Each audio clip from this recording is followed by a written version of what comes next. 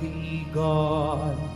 Awitan ang Panginoon at purihin ang kanyang ngalan. Ipahayag ang kanyang pagliligtas sa lahat ng panahon. Magsiawi kayo sa Panginoon ng isang bagong awitin. Magsiawit kayo sa Panginoon buong sandaigdigan.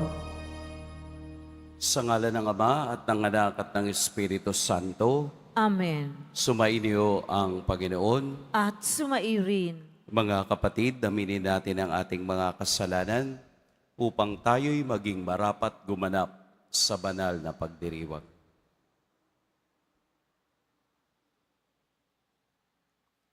Tayo pong lahat, inaamin ko sa makapangyarihang Diyos At sa inyo, mga kapatid, na lubha akong nagkasala sa isip, sa salita, sa gawa, at sa aking pagkukulang. Kaya isinasamo ko sa mahal na Birheng Maria, sa lahat ng mga anghel at mga banal, at sa inyo, mga kapatid, na ako'y panalangin sa Panginoong ating Diyos. Kaawaan tayo ng makapangyarihang Diyos, patawarin tayo sa ating mga kasalanan, at patnubayan tayo sa buhay na walang hanggan. Amen. Panginoon, kaawaan mo kami. Panginoon, kaawaan mo kami. Kristo, kaawaan mo kami. Kristo, kaawaan mo kami. Panginoon, kaawaan mo kami. Panginoon, kaawaan mo kami. Manalangin tayo. Ama naming makapangyarihan, pinangangatawanan mong manahan sa mga may loobing tapat at maaasahan. Sa kagandahang loob mo kami naway makapamuhay bilang mga mapalad na maging iyong tahanan sa pamamagitan ni Hesukristo kasama ng Espiritu Santo magpa sa walang hanggan. Amen. Magsipo muna po ang lahat. Pagbasa mula sa aklat ng Henesis. Pagkalipas ng 40 araw, binuksan ni Noe ang bintana ng daong at pinalipad ang isang uwak. Ito'y lumigid ng lumigid hanggang ang tubig ay matuyo sa lupa. Sunod niyang pinalipad ang isang kalapati upang tingnan kung wala ng tubig. Palibhasa ay laganap na ang tubig, hindi makalapag ang kalapati, kaya't nagbalik ito. Hinuli ito ni Noe at muling ipinasok sa daong. Pagkaraan ng 7 araw, muli niyang pinalipad ang kalapati. Pagbabalik nito kinagabihan, ito'y may tangay ng sariwang dahon ng ulibo. Natiyak ni Noe na kati na ang tubig. Nagpalipas uli ng 7 araw si Noe. Saka pinalipad uli ang kalapati. Ngunit hindi ito nagbalik. Noon ay 601 taon si Noe. Nang unang araw ng unang buwan, inalis ni Noe ang takip ng daong at nakita niyang natutuyo na ang lupa. Si Noe ay nagtayo ng dambana para sa Panginoon. Kumuha siya ng isa sa bawat hayop at ibong malinis at sinunog bilang handog. Nang masampyo ng Panginoon ang halimuyak nito, sinabi niya sa sarili, "Hindi ko na susumpain ang lupa dahil sa gawa ng tao. Alam kong masama ang kanyang isipan mula sa kanyang kabataan. Hindi ko lilipulin uli ang anumang may buhay. Hanggang narirot buo ang daigdig, tagtanim, tag-ani, palaging sasapit, tag-araw, tag-ulan, taglamig, tag-init. Ang araw at gabi, hindi mapapatid." Ang salita ng Diyos. Salamat sa Diyos. Maghahandog ako sa Diyos ng papuring malugod. Maghahandog ako sa Diyos ng pagpupuring malugod. Sa Diyos ko, Panginoon, anong aking ihahandog sa lahat ng kabutihan na sa aking kaloob? Ang handog ko sa dambana ay inumin na masarap bilang aking pagkilala sa ginawang pagliligtas. Maghahandog ako sa Diyos ng pagpupuring malugod. Sa tuwinang magtitipon ang lahat ng kanyang hirang, ang anumang pangako ko ay doon ko ibibigay. Masakit sa kalooban ng puon kung may papanaw. Kahit ito ay iisa, labis siyang magdaramdam. Maghahandog ako sa Diyos ng pagpupuring malugod. Kapag nagsama-sama ang lahat ng iyong hirang, sa templo sa Jerusalem ay doon ko ibibigay. Ang anumang pangakong sa iyo ay binitiwan. Maghahandog ako sa Diyos ng pagpupuring malugod. Tumayo na po ang lahat.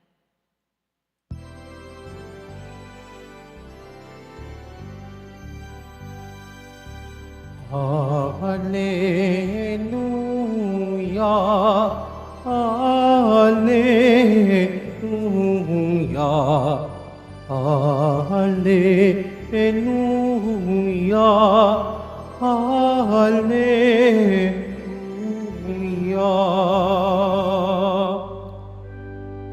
Diyos Ama ni Jesucristo, kami ay niwanagan mo at tutugon kami sa iyo. Hallelujah, Hallelujah, Hallelujah, Hallelujah.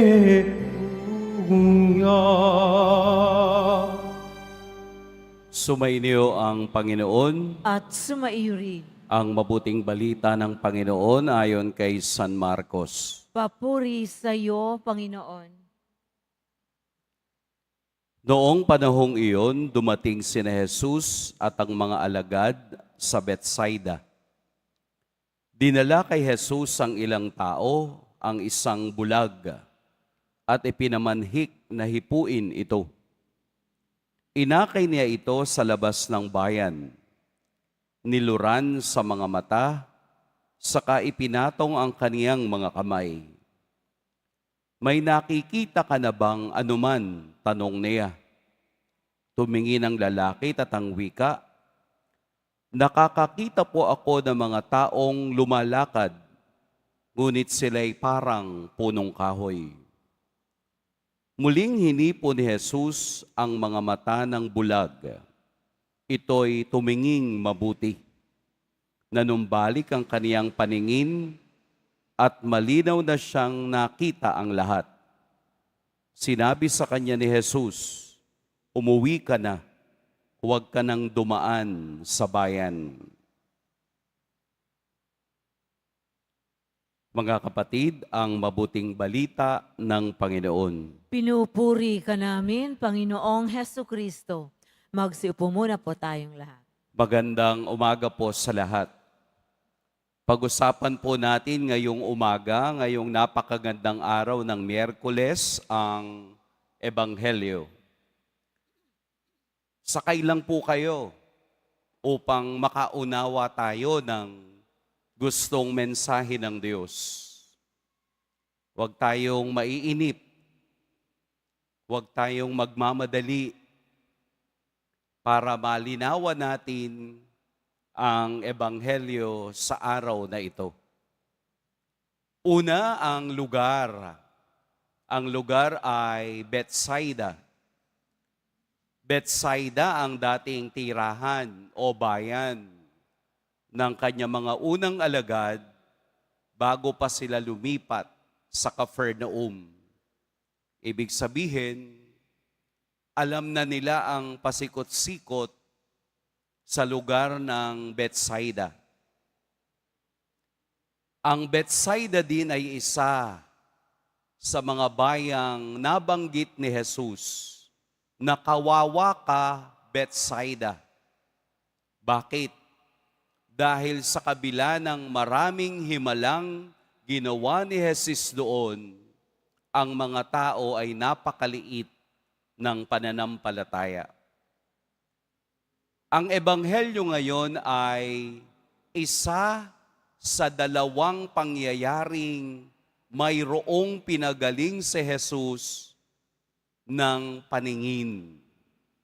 Habang sila'y naglalakbay mula Betsaida patungo sa Jericho, may dalawang himala siyang ginawa upang ang tao ay magkaroon ng paningin. Una ay ito. Bakit kailangan niyang dalhin sa labas ng bayan? Ibig sabihin, labas ng Betsaida ang taong ito. Dahil nga ang Betsaida ay isa sa mga kilalang bayan, marahil maraming tao, marahil maingay, marahil magulo. Kaya kailangang dalhin ni Jesus ang taong ito upang silang dalawa ay makafocus kung ano ang kaniyang gustong mangyari. Ikalawa, sa kaniyang pakikipag-usap, may nakikita ka na ba? Ang sabi ng lalaki, meron na pero parang malabo.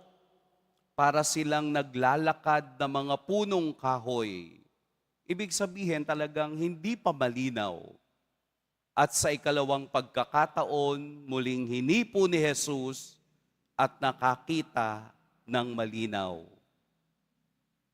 Yun po yung healing. Yun po yung paggaling.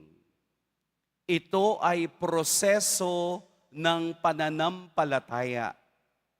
Ang paggaling at pagkaunawa sa presensya ng Diyos ay proseso ng pananampalataya. Kailangan mo munang makita ang lahat na nakaugat sa pananampalataya upang maunawaan mo kung bakit ito nangyayari. Sa Ebanghelyo ngayon, ipinakikita ang dalawang senaryo. Ang unang senaryo ay ang karanasan ng taong bulag na 2 beses hinipo ni Jesus ang kaniyang mata galing sa kaniyang laway upang gumaling. At ano ang ikalawa? Ang pagpapagaling sa bulag na ito ay simbolo rin ng hindi pagkaunawa ng kaniyang mga alagad. Proseso, hindi nauunawaan ng kaniyang mga alagad ang gustong sabihin at ipakita ni Jesus sa pamamagitan ng kaniyang mga gawa. Hindi pa nila nauunawaan. Kaya nga sa Ebanghelyo kahapon, hindi nyo pa rin nauunawaan sapagkat bulag ang kanilang mga mata sa pagtingin sa pananampalataya kay Kristo. Kaya proseso ito, ang pananampalataya ay proseso upang mabuksan ang ating mga mata sa katunayan at katotohanan ng Diyos. Ito ay dalawang pangyayaring pagpapakita kung sino si Jesus doon sa taong bulag at sino si Jesus sa kaniyang mga alagad. Proseso ng pagkakita sa kapangyarihan ng Diyos. Proseso din sa atin. Pinoproseso tayo ng Diyos araw-araw upang makita ang kaniyang himala sa ating buhay. Sapagkat ang himala ng Diyos ay hindi himala na gusto ko lamang. Meron akong bahagi, meron akong parte doon sa himalang iyan kung bakit ganito ang nangyayari sa aking buhay. Tayo rin ay katulad ng lalaking bulag na kahit na mayroong paningin, ay malabo pa rin ang tingin sa mga nangyayari sa ating buhay. Ang Diyos ay Diyos ng second chances. Ang Diyos ay Diyos ng many chances. Hindi lamang pangalawang beses niya tayong hihipuin. Hindi lang 2 beses tayong pagagalingin. Kung hindi paulit-ulit tayong bibigyan ng himala ng Diyos kung buo ang ating pananampalataya. Ang paglalakbay, buhay, pananampalataya ay proseso ng pagkakita sa kapangyarihan ng Diyos sa ating buhay. Mababasa lamang natin ang kahalagahan ng pananampalatayang ito kung mayroong pagtsatsagang makilakbay sa Diyos at makita ang kahulugan ng pananampalataya sa aking buhay. Na ang ibig sabihin po, lumalalim ako sa pag-unawa kay Kristo ay paglalim din sa aking pananampalataya. Dahil ang pananampalataya ay hindi skin deep. Hindi lamang hanggang balat ang pananampalataya, kung hindi ito ay tumatagos sa laman, kung hindi ito ay tumatagos sa buto, upang maunawaan natin ang kapangyarihan ng Diyos at ang hiwaga ng Diyos sa ating buhay. Hayaan nating pumasok yung laway ng Diyos sa ating kaluluwa upang makita natin ng buong buo ang kapangyarihan ni Jesus, ang ating poong Nazareno. Huwag lang tayo dun sa panglabas. Malabo iyon. Katulad ng unang karanasan ng lalaking bulag. Pag panglabas, madali kang maloloko. Pag panglabas lamang ang pananampalataya, madali kang mawawalan nito at mawawalan ka rin ng gana. Kundi palalimin natin ang pananampalatayang meron tayo. Huwag ka lang magsimba tuwing birthday mo. Napaka-skin deep naman nun. Huwag ka lang magsimba tuwing anniversary ninyo. Napaka-skin deep nun. O huwag ka lamang magsimba ayon sa iyong emosyon. Pag masaya ka, magsisimba.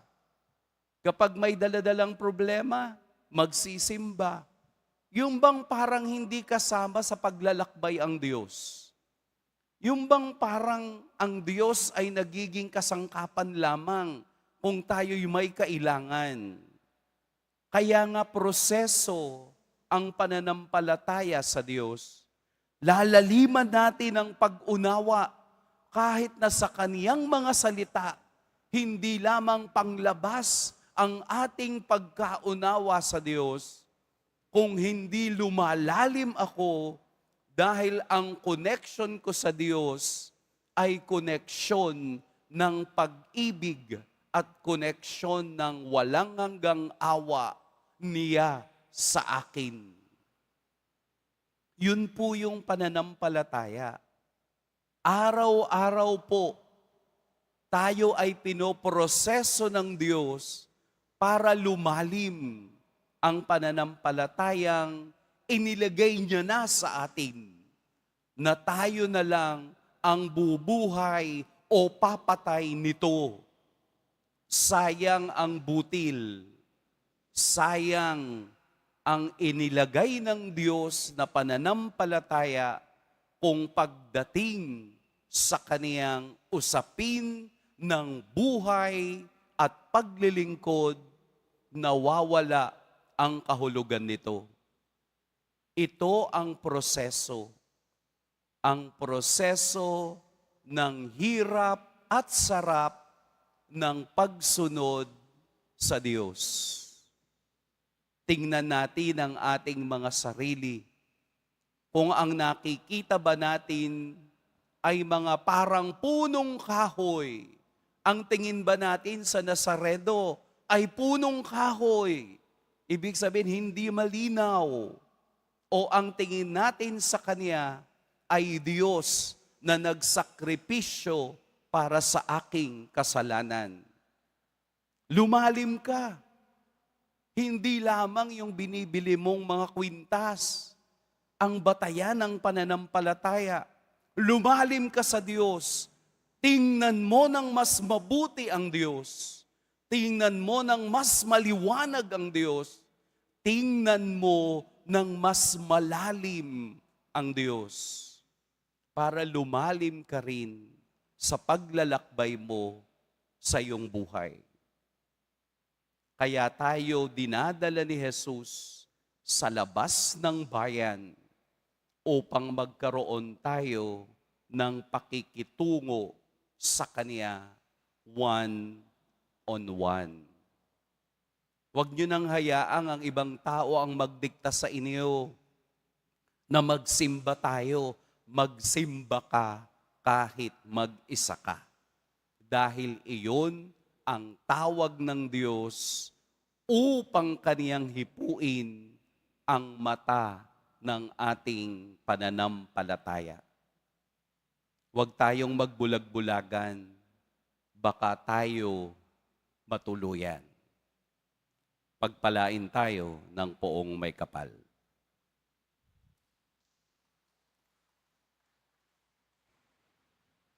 Tumayo po ang lahat.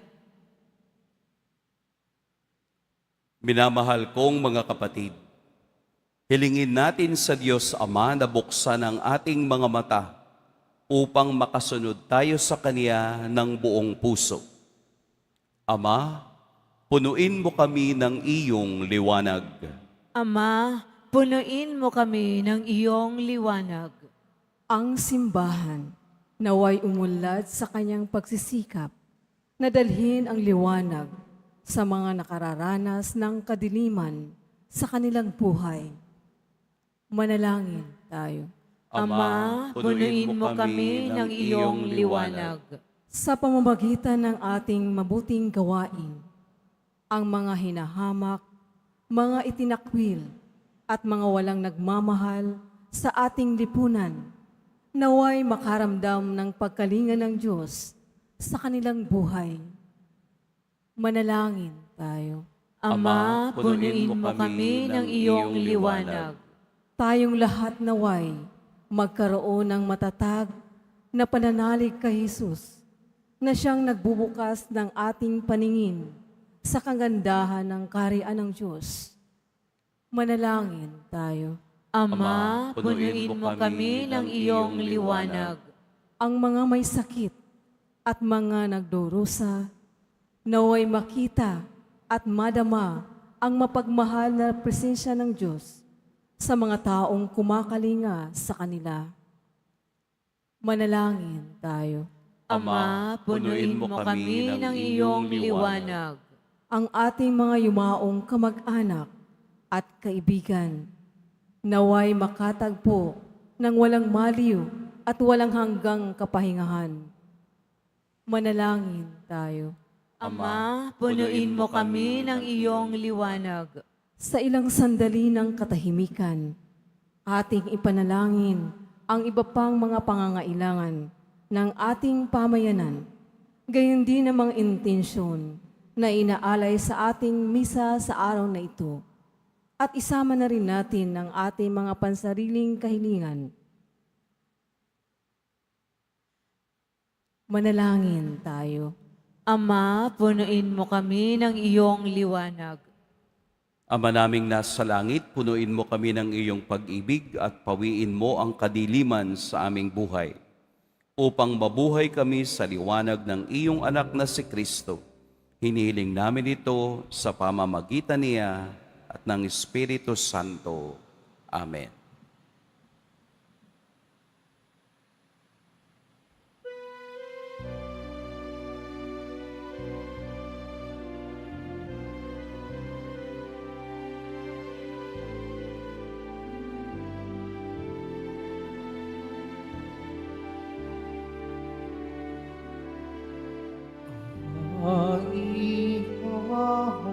Maihahandog sa'yo, Panginoon,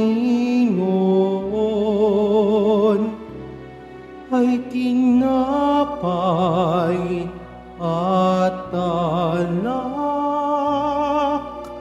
mula sa aming kamay. Sa iyong kabutihan,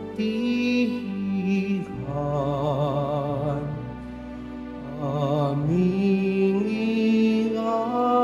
iaalay ang tinapay at alak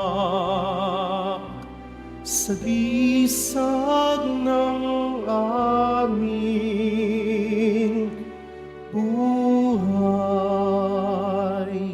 Tumayo po ang lahat. Madalangin kayo mga kapatid upang ang paghahain natin ay kalugdan ng Diyos Amang makapangyarihan. Tanggapin nawa ng Panginoon itong paghahain sa iyong mga kamay sa kapurihan niya at karangalan sa ating kapakinabangan at sa buong sambayanan niyang banal. Ama naming lumikha, kami naway dalisayin at panibaguhin ng aming gaganaping paghahain. Kami naway itaguyod ng gagawin naming ito sa pagnanais naming sundin ang loob mo sa pamamagitan ni Hesukristo kasama ng Espiritu Santo magpa sa walang hanggan. Amen. Sumainyo ang Panginoon. At sumairi. Itaas sa Diyos ang inyong puso at diwa. Itinaas na namin sa Panginoon. Pasalamatan natin ang Panginoong ating Diyos. Marapat na siya ay pasalamatan. Ama naming makapangyarihan, tunay ngang marapat na ikaw ay aming pasalamatan. Sa iyong paglingap at kagandahang loob, ang tao'y nilikha mo't pinangasiwa sa sansinukob. Sa hangad mong siya'y iwastong lubos, siya'y pinagdusa mo sa kaniyang pagtalikod. Sa iyong paggiliw, iyong ipinahintulot na makabalik siya sa pamamagitan ni Kristo Jesus. Kaya kaisa ng mga anghel na nagsisiawit ng papuri sa iyo, nang walang humpay sa kalangitan, kami nagbubunyi sa iyong kadakilaan. Santo, Santo, Santo, Panginoong Diyos ng mga hukbo, napupuno ang langit at lupa ng kadakilaan mo, o sana sa kaitaasan. Pinagpala ang naparirito sa ngalan ng Panginoon, o sana sa kaitaasan. Lumuhod po tayo. Ama naming banal, ikaw ang bukal ng tanang kabanalan. Kaya't sa pamamagitan ng iyong Espiritu, gawin mong banal ang kaloob na ito upang para sa amin maging katawan at dugo ng aming Panginoong Heso Kristo. Bago niya pinagtiis ang kusang loob na maging handog, hinawakan niya ang tinapay, pinasalamatan kaniya, pinaghati-hati niya iyon, iniabot sa kaniyang mga alagad at sinabi, "Tanggapin ninyong lahat ito at kanin, ito ang aking katawan na ihahandog para sa inyo."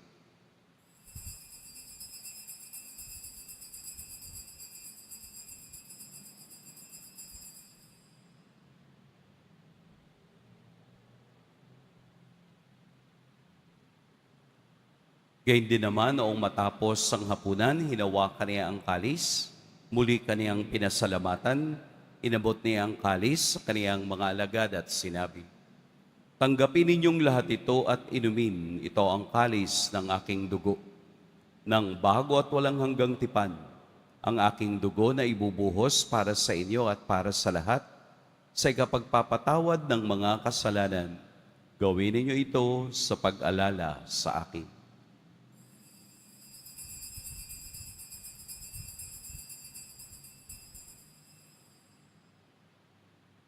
Tumayo na po ang lahat.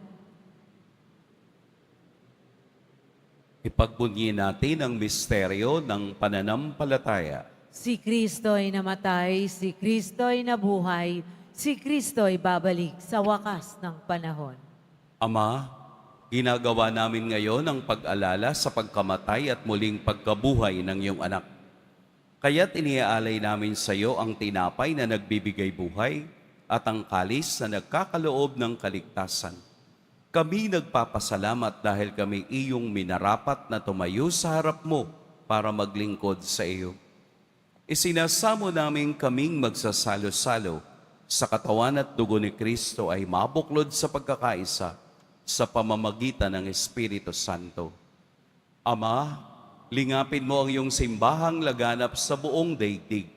Puspusin mo kami sa pag-ibig kay San Francisco na aming Papa at ni Jose na aming Obispo at ng Tanang Kaparian. Alalahanin mo rin ang mga kapatid naming nahimlay nang may pag-asang sila'y muling mabubuhay, gayon din ang lahat ng mga pumanaw. Kaawaan mo sila at patuloyin sa iyong kaliwanagan.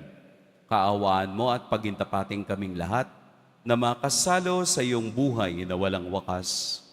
Kaisa ng mahal na Birheng Maria na ina ng Diyos, ng kabiyak ng puso niyang si San Jose, kaisa ng mga apostol ni San Juan Bautista, at ng lahat ng mga banal na namuhay dito sa daigdig ng kalugod-lugod sa iyo, maipagdiwang nawa namin ang pagpupuri sa ikararangal mo sa pamamagitan ng iyong anak na aming Panginoong Hesukristo.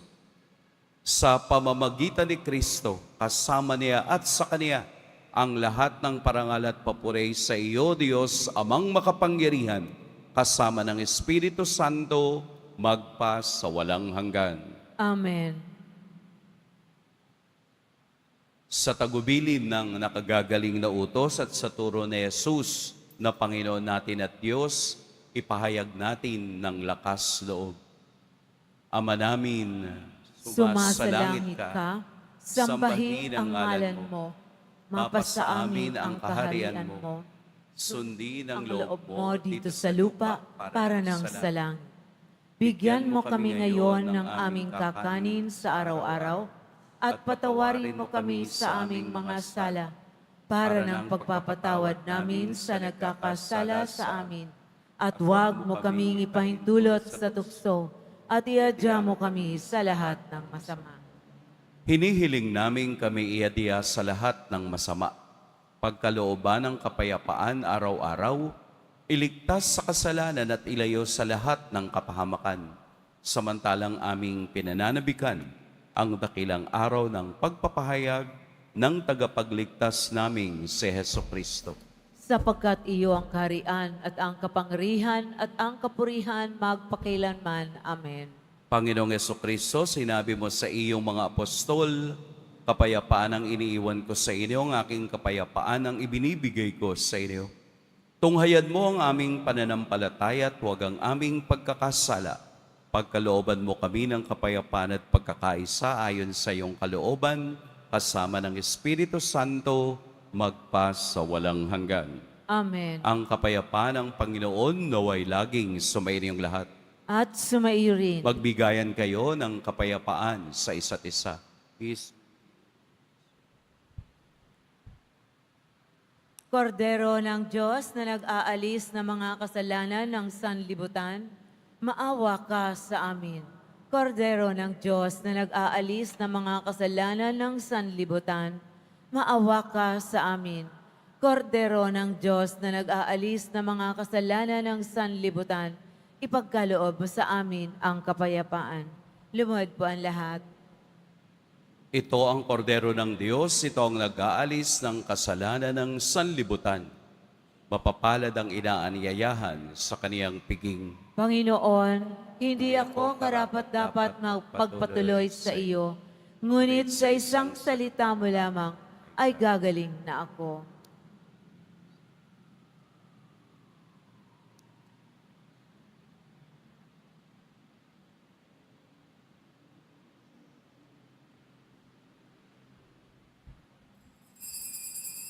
Para sa lahat ng tatanggap ng banal na komunyon, sasagot po tayo ng amen pagkasabi ng pari o ng lay minister ng katawan ni Kristo at isubo agad sa bibig bago umalis sa harapan ng pari o lay minister.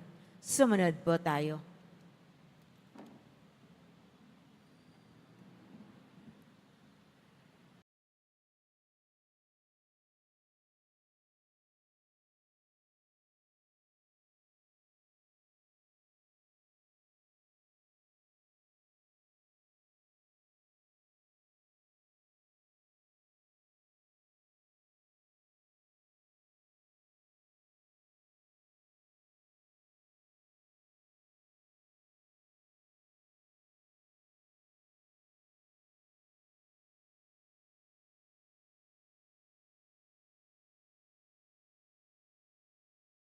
Manalangin tayo.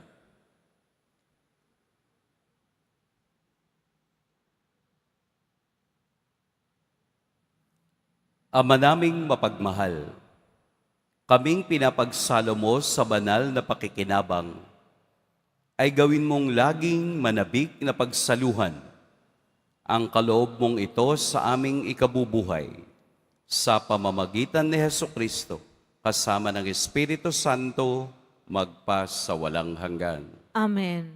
Sumainyo ang Panginoon. At sumairin. Yumuko kayo para sa pagbabasbas. Mahal na poong Jesus Nazareno, inihayag mo sa pamamagitan ng krus ang walang maliw na pag-ibig ng Diyos sa sangkatauhan. Pakinggan mo ang kahilingan, lalo na para sa manangangailangan ng iyong tulong at awa. Makamtan nawa namin ang iyong kasagutan na may utang na loob na tinatanaw.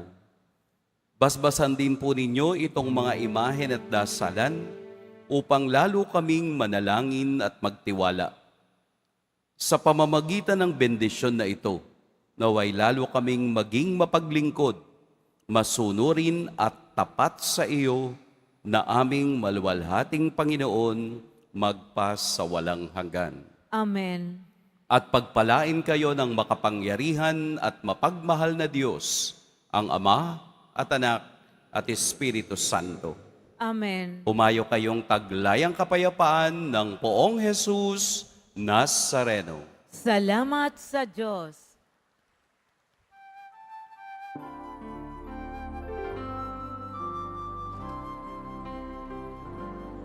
Nuestro Padre Jesus Nazareno, sinasamba ka namin.